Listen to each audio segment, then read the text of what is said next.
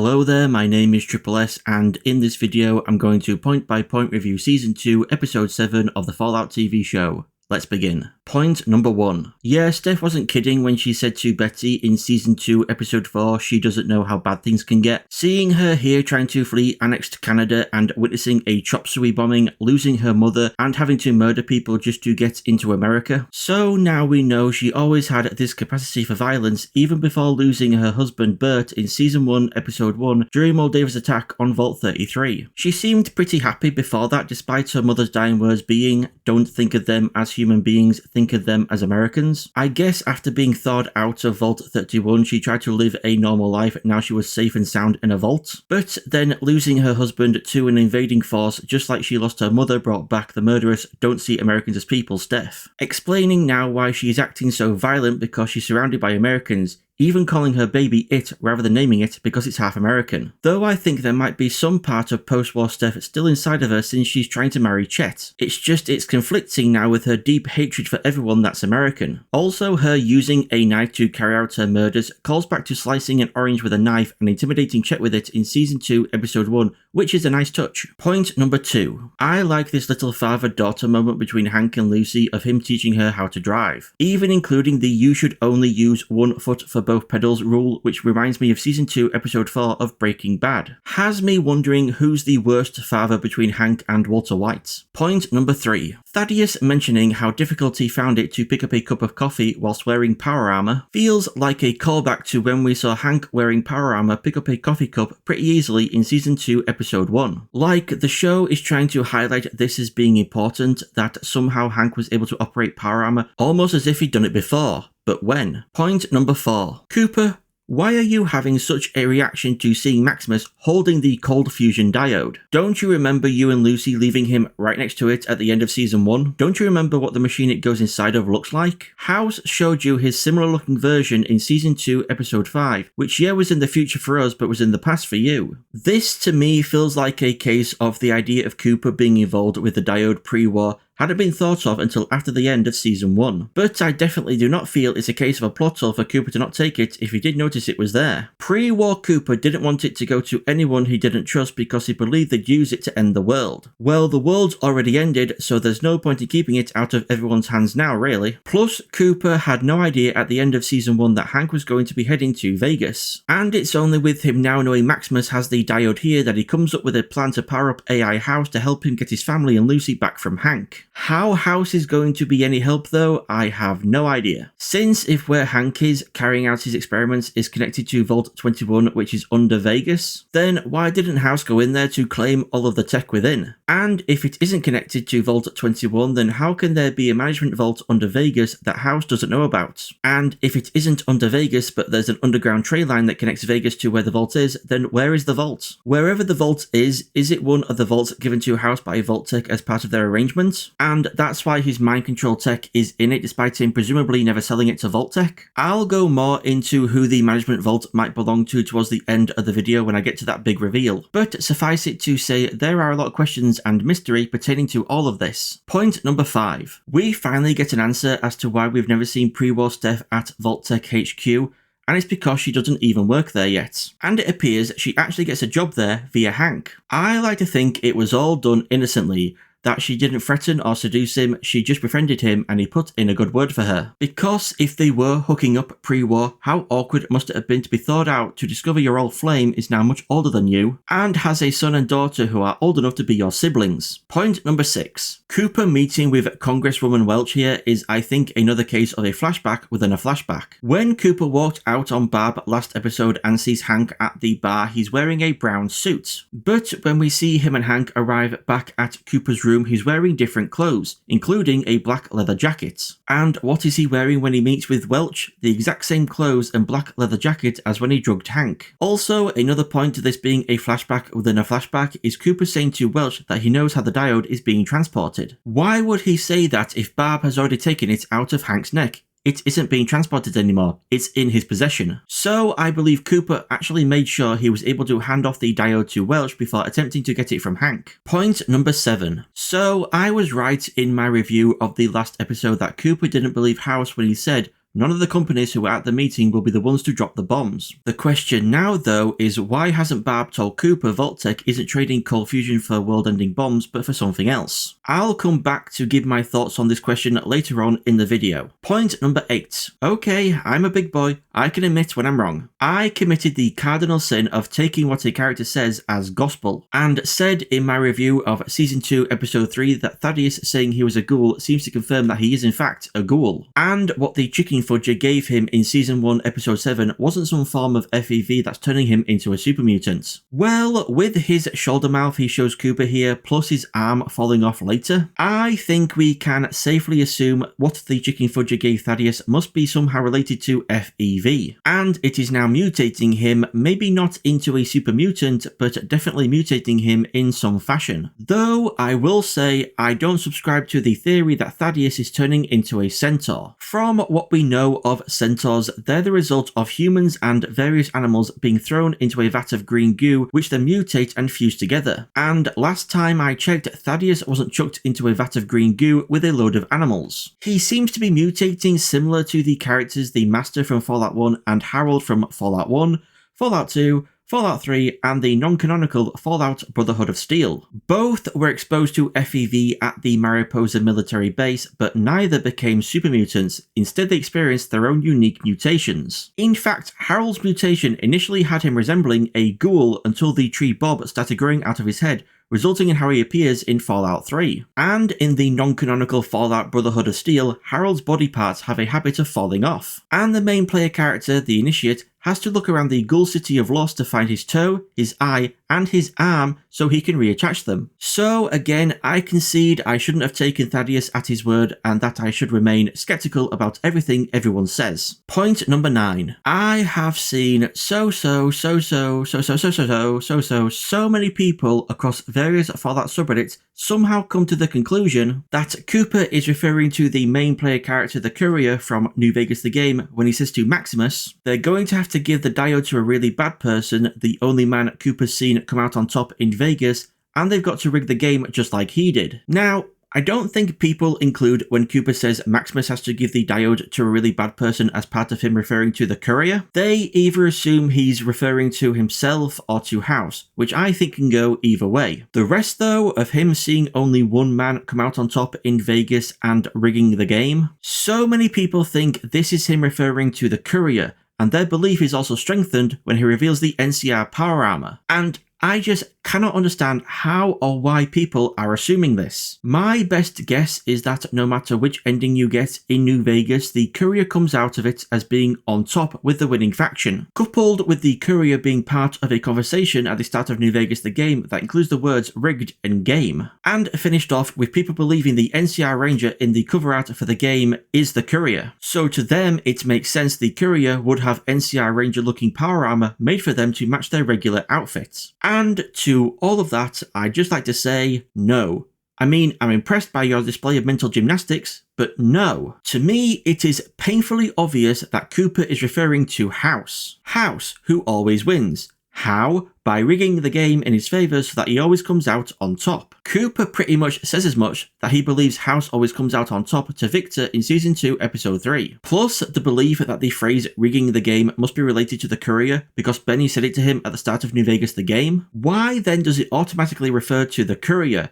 He isn't the one that said it, it was Benny. You're attributing a quote said by one person to another person just because the second person heard what the first person said.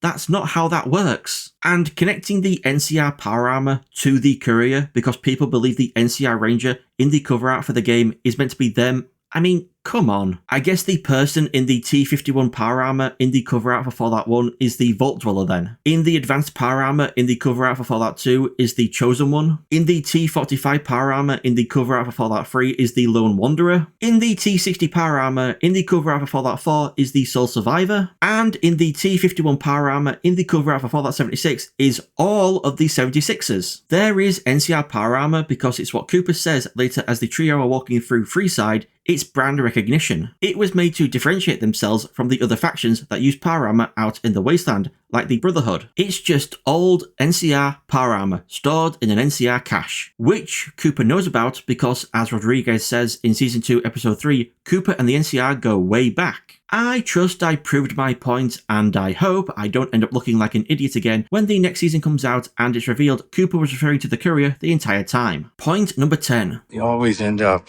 back where you started. Love this line with Maximus ending up back as being NCR and Cooper ending up back in being in possession of the diode. Point number 11. I'm sorry, but is this scene implying Steph murdered Woody and stuffed his entire body down the garbage disposal? Also, fudge this show for getting rid of Woody. I hope Reggie's next and it happens soon to that jelly-eating fudge. Point number 12. A popular theory I've seen regarding the contents of Hank's pre-war keepsake box is that it contains FEV from Vault-Tec HQ, and that Steph plans to put it in Vault 33's water supply to turn them into mutants as part of Phase 2, because we know from Ronnie that Phase 2 for the Tri-Vault somehow involves FEV. But when trying to put all these pieces together, I just cannot make it make sense. Ronnie seems to know something about FEV, referring to it as Future Enterprise Ventures, and he's seemingly taking everyone from Vault 31 to Vault-Tec HQ because, as Bud Askin's personal assistant, he knows there's an FEV cultivation room not that far from Bud's office if the credit animations are considered canon. So he's doing this because he doesn't know there might already be FEV at the Tri-Vault, and again theorists believe that is what is in Hank's keepsake box. And Hank got the FEV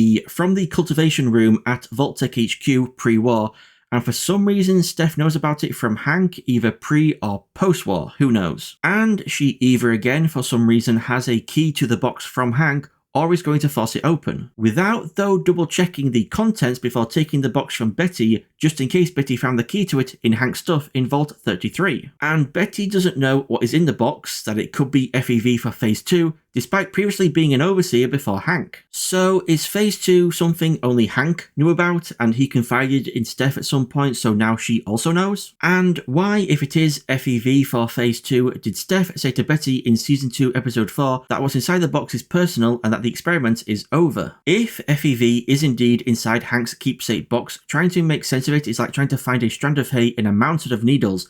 Just so confusing and convoluted. In my opinion, if FEV is meant to be Phase 2 for the Tri-Vault to turn everyone into Super Manager mutants, then there would be a section of the vaults containing vats of green goo. Because what sense would it make for the Vaulties to have to leave the safety of the vault to hopefully find FEV out in the wasteland for Phase 2? I don't think Ronnie knows what he's doing. I think he just overheard Future Enterprise Ventures, has seen the FEV cultivation sign at Vault-Tec HQ, and could have possibly just made up the whole Phase 2 thing to begin with, just so that he could lead Norm and everyone else to the building. And you know what I think might be in Hank's keepsake box? Something that Stephanie, Americans Are Not People, Harper could use right now? Vault-Tec Plan D. I think in Hank's keepsake box is a big old bottle of liquid Vault-Tec Plan D cyanide, which Steph is going to put in Vault 33's water supply to kill them all off. Everything with Ronnie talking about Future Enterprise Ventures and Norm reading about FEV is just a misdirect. Point number 13.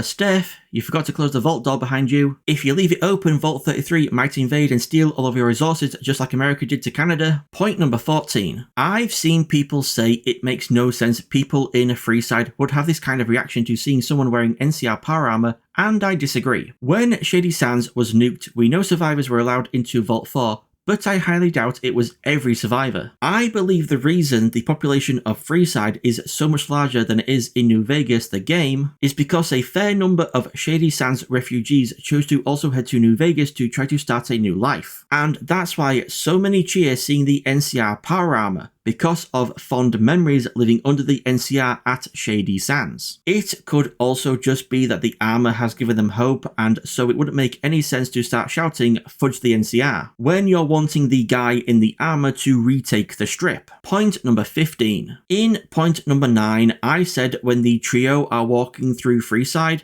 my bad, that should have been Quartet. I forgot about Dogmeat. Though, to be fair, just like Thaddeus, she doesn't go with Cooper and Maximus into the strip. In fact, both Dogmeat and Thaddeus disappear completely when Cooper and Maximus start walking towards the gate into the strip. Like, Thaddeus should be standing right there. Point number 16. Everyone who has been saying all season how much Lucy must smell and needs to take a shower and change her clothes Must be feeling so happy right now. Plus, she's wearing a version of the Dapper Gambler dress from New Vegas the game, which is pretty neat. Point number 17. Very interesting that Hank refers to the NCR in the present tense rather than the past tense when saying they're just like the Legion. Could it be that he knows the NCR is out there still somewhere? Or could this just be how he's dealing with the guilt of blowing up Shady Sands? Also, I love that Lucy doesn't mince words or both sides which is the worst when it comes to the NCR and the Legion, because it is most fudging definitely the Legion. Point number 18. Oh, come on Norm, that was kinda dumb trying to send a message to your sister and dad over the radio instead of escaping with Claudia before Ronnie got back. Like, why would you even assume they'd be anywhere near a radio to hear your message? Use your brain, man. Point number 19. I love how the accusations of Steph murdering Woody and being 200 years old gets little reaction, but the moment Chet mentions she's Canadian, everyone flips. Stupid Volties. Also, why does she still have this card if anyone seeing it and finding out she's Canadian would cause this reaction? Or would this not have been the reaction pre-war? Is this something all Canadians after the annexation carry around with them even when they're in the USA? Because she never changed her name, which is a reference to former Canadian Prime Minister Stephen Harper. In fact, it seems like she never even took Bert's surname when they married. I can only assume Steph kept her ID card and her surname as connections to her Canadian past. But if people finding out she is Canadian would cause this reaction pre-war, then how does she ever find employment with no American ID? And still using her birth name, which could probably be found looking through Canadian records. I will admit, I don't have a passport and I don't fully understand how citizenship works, and I don't know why it says status pending next to Canadian on her ID. So anyone watching who is more knowledgeable, please explain it to me like I'm a 5-year-old down in the comments. Point number 20. Ooh, that Deathclaw's taken the cannibal perk. I wonder if he also gets annoyed having to click search every time you want to loot a dead body. Point number 21. Maximus fighting the Deathclaws in the NCR power armor I think was awesome,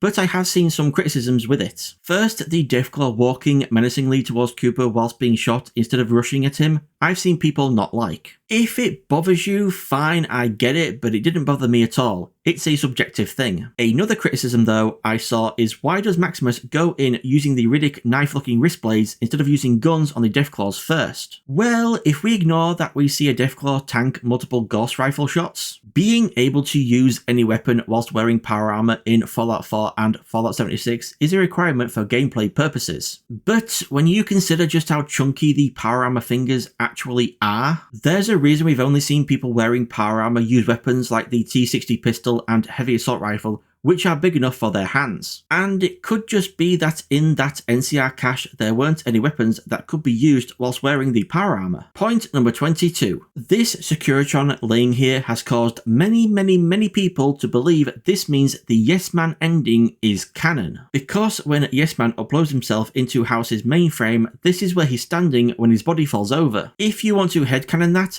go ahead, but many people are missing the fact that after Yes Man uploads himself, when you leave and come back, his body is gone. So just as you can say it's Yes Man, I can just as easily say it's one of the Securitron guards who stand at either side of the screen, or maybe even Jane the Securitron. In my opinion, this Securitron is lying here not as a hint that the Yes Man ending is canon, but as a referential wink to all the Yes Man ending fans out there. That's all. Point number 23. So I intentionally chose not to go into Welch suggesting Cooper give the diode directly to the president earlier, to instead get into it here. First off, heck yes, Clancy Brown. Mr. KRABS himself is once again playing the President of the United States of America, after having played Lyndon B. Johnson in Season 3 of the TV show The Crown. In my review for Season 2, Episode 5, I went over in point number 22 how much the President at the time the Great War broke out was hinted at being a member of the Enclave. So if indeed President KRABS is a member of the Enclave, that can explain how the cold fusion diode was in their possession post-war. At first, I also thought this could be a reason why the Enclave didn't hand the Harper family for messing up the deal with House, because while they possibly didn't get House's mind control tech since the deal fell through, at least they also didn't lose the diode. But then I thought about it more and started to wonder how little the Enclave actually seems to care about the diode. As I mentioned in my review of Season 2 Episode 5 in point number 8, the Enclave post-war really don't seem to care about the diode, only having one guy working on it rather than a team of scientists, and when they lose it they just rely on bounty hunters to hopefully get it back. So what if, even pre-war, they didn't actually care about it all that much? I mean, they might care about it enough to not let it fall into the hands of someone who could actually use it to start the nuclear war before they do, and they also don't want it being used to create free infinite energy to end the resource wars. But beyond that, I think they'd just be quite content leaving it to gather dust on a shelf somewhere. Maybe they didn't even have that much of a hand in it being used to trade for House's mind control tech. That deal could have all been set up and handled by Vault-Tec higher-ups who aren't connected to the Enclave whatsoever. Wilsig's threat to Barb in the elevator in the previous episode makes no mention of making sure the deal goes through. He just warns her that the Enclave, as well as protecting her family if she follows their orders, will also kill her family if she doesn't. And during the meeting with all the big companies, she needs to tell them the only way to guarantee results is by dropping the bombs themselves. That's it. Point number 24. Oh my god, that reveal of Welch's severed head, and that it's her mind that is the mainframe programming the boxes, all because she's a good person who tries to do the right thing, who fights for all the right things. But her being in this vault just raises so many questions. She seems in some way connected to the Enclave, since the Enclave have been heavily hinted at being the ones to drop the bombs first. And House revealing that Cooper coming to Vegas moved the end of the world forward by 1 month, which already seemed connected to him telling Welch to keep fighting the good fight, and now looks like it's because he was trusting her enough to hand the diode over to the president on her recommendation. I don't have an idea as to why the Enclave moved up dropping the bombs by 1 month after getting the diode, but it seems like that was the reason. But then, despite her connection to the Enclave, we now find out she was frozen in a vault which has been heavily hinted at being a vault given to House to use. Hank could have been trying to talk to House over the radio, his mind control tech is in there, and now we find out also another of his brain scan helmets. But then, for all we know, Hank could have been talking to someone from the Enclave. House could have already given Vault-Tec his mind control tech before being given the diode, which I find hard to believe with House being House, but you never know since his tech was also in Vault 24, unless that was also one of the vaults given to House by Vault-Tec. Again, you never know. And maybe Hank actually got this mind scan helmet that's on Welch's head off of House's dead body in the Lucky 38, despite all the Deathclaws somehow. So then that might explain why both Barb and Welch were frozen in this vault. It's an Enclave vault and they're both being used by the Enclave. Though I feel in Welch's case it's more out of her being somewhat naive in her fight to do the right thing. Which actually has me wondering if we might see this fight she has in her become manifest in all of the mind-controlled Wastelanders. Because while ineffectual, she definitely is bold enough to try and force her way into the Lucky 38,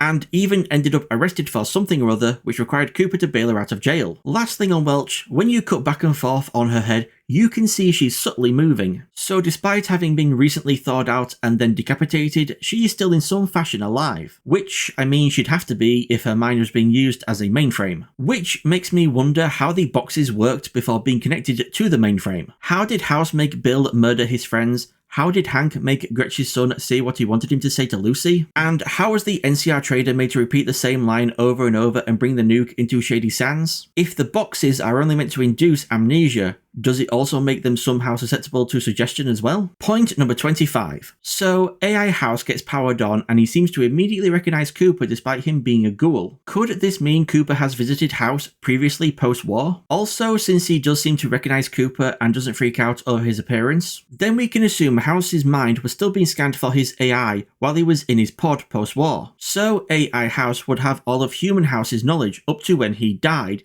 He would know what happened to his body. Was he murdered or did he die some other way? And if he was murdered, then who did it? It would have to be the courier, right? I say don't get your hopes up that we'll find out. With the show not wanting to canonize an ending, they'll find a reason for AI House not to know how he ended up dying. Could be a glitch in his helmet, or corrupted data, or maybe he'll just want to keep it a secret for some reason. Point number 26. The song that plays over Cooper meeting the president, powering up AI House, and Lucy finding Welch's head, Ballada de la Trompeta. My god, it fits so perfectly, just giving everything such a creepy feeling. I love it. Thank you all, everyone, for watching. If you enjoyed the video, and I hope you did, give it a like to let me know. And if you want to see more, then make sure to subscribe. Thank you all so much again for watching. I've been Triple S, you've all been amazing, and I shall see you all in the next video.